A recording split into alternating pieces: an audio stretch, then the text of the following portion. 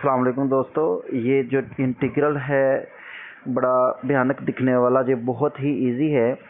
अगर हम क्या करते हैं, ये वाली वैल्यू को अगर हम क्या कर लेते हैं, टी ले लेते हैं, तो रिमेनिंग जितना भी हमारे पास एक्सप्रेशन बचेगा वो डी टी बन रहा है। वो किस तरह से हम इसको देखते हैं, हम इसको टी कंसीडर कर लेते हैं। इसको जब हम उसका डेरिवेटिव लेंगे तो क्या होगा कि सबसे पहले tan इनवर्स का डेरिवेटिव क्या होता था, 1/1 + x²। x क्या है यहाँ पे, ये वाला, तो 1/1 + x² आ गया।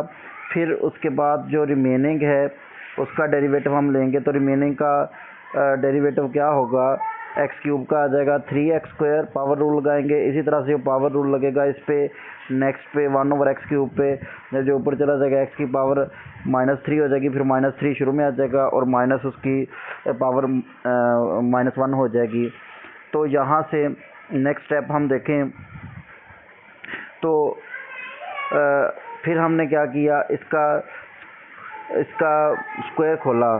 स्क्वायर खोलेंगे तो सिंप्लीफाई होके ये बन जाएगा x³ प्लस, जब हम इसका स्क्वायर खोलेंगे तो हमारे पास जो सिंप्लीफाइड फॉर्म ये आ जाएगी। अब हमने क्या करना है, दूसरे में से x की पावर जो 4 है माइनस वाली, वो नीचे ले गए। तो अब क्या करेंगे, नेक्स्ट स्टेप में हमने क्या किया, जस्ट जो माइनस में पावर्स हैं उनको प्लस बनाने के लिए हम क्या कर सकते हैं, ऊपर नीचे उसी पावर से मल्टीप्लाई और डिवाइड कर सकते हैं। जैसे यहाँ पर x की पावर 6 है, इस एक्सप्रेशन के अंदर हम देखें तो x की पावर 6 से हमने ऊपर भी मल्टीप्लाई कर दिया, नीचे भी। जब ऊपर मल्टीप्लाई किया वो तो एज इट इज आ जाएगा, और नीचे उसकी पावर जो है वो साथ आ जाएगी, और जहाँ पर x की पावर -6 थी वहाँ से कट जाएगी। तो दूसरा भी इसी तरह से, जब इसका यहाँ पे एलसीएम ले लिया है तो ये भी उसी तरीके से कर सकते थे, लेकिन चले एलसीएम क्योंकि वो ऊपर था इसलिए नीचे ले आए थे, ये तो था ही नीचे था ना एक्सप्रेशन। तो ये इस दोनों तरीके से जिस तरह से आसानी से आपको लगे वैसे कर सकते हैं। तो फिर हमने क्या किया, नेक्स्ट मज़ीद हमने इसको मल्टीप्लाई कर दिया, जो सिंप्लीफाई हो रहा था x की पावर 6 को x की पावर 4 के साथ जो सिंप्लीफाई कर दिया। फिर यहाँ से सिंप्लीफाइड फॉर्म में ये हमारे पास जो चीज़ बच रही है वो सारी की सारी यही है, एक्सेप्ट 3। हमें 3 जो है वो वहाँ पे या तो क्रिएट कर ले मल्टीप्लाई और डिवाइड करके, जैसे हम इंटीग्रेशन में हम करते हैं।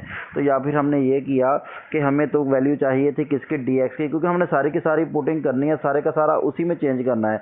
इसको मैंने t कहा है, बाकी सारा ये क्या बन रहा है, dt बन रहा है। तो मिसिंग क्या चीज़ है, मिसिंग मेरे पास है कि यहाँ पे 3 नहीं है। तो या तो यहाँ से ये सारा एक्सप्रेशन जो है वो 1/3 dt के बराबर आ रहा है, तो या फिर 3 से मल्टीप्लाई डिवाइड कर लें, दोनों केसेस में 1/3 बाहर आएगा, तो ये आ जाएगा dt/t।